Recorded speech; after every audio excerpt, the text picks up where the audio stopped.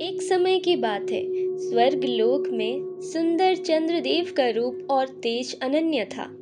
उनकी रोशनी से पृथ्वी प्रकाशित होती थी, समुद्र की लहरें उछलती थी और रात एक अनोखी शोभा से भर जाती थी। लेकिन चंद्रदेव को अपनी सुंदरता और तेज का घमंड था। उन्होंने 27 नक्षत्र कन्याओं से विवाह किया, जो दक्ष प्रजापति की पुत्रियां थी। मगर उन्हें सिर्फ एक ही पत्नी रोहिणी अधिक प्रिय थी। बाकी 26 पत्नियां उदास थी, क्योंकि चंद्रदेव उनकी ओर ध्यान नहीं देते थे। उन्होंने अपने पिता दक्ष प्रजापति से शिकायत की। दक्ष ने अपने समाधि दृष्टि से इस सच्चाई को देखा और क्रोध से भर गए। उन्होंने चंद्रदेव को श्राप दिया। हे चंद्र, तुमने मेरे अन्य पुत्रियों का अपमान किया है।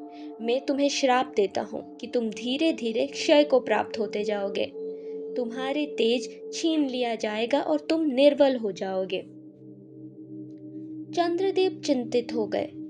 उनका तेज धीरे धीरे कम होने लगा।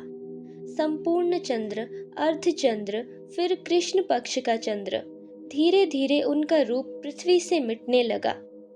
चंद्रदेव भय से ब्रह्मांड के सभी देवताओं के पास गए, मगर कोई उनका श्राप नहीं मिटा सका।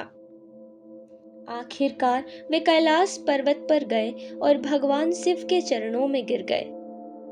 हे महादेव, मैं अपने अहंकार का दंड भुगत रहा हूँ। कृपया मुझे मुक्ति दीजिए।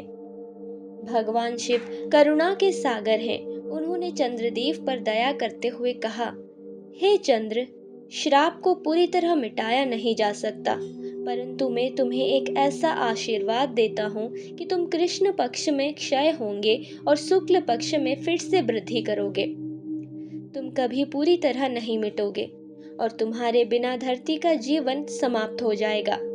तुम मेरे मस्तक पर विराजित रहोगे।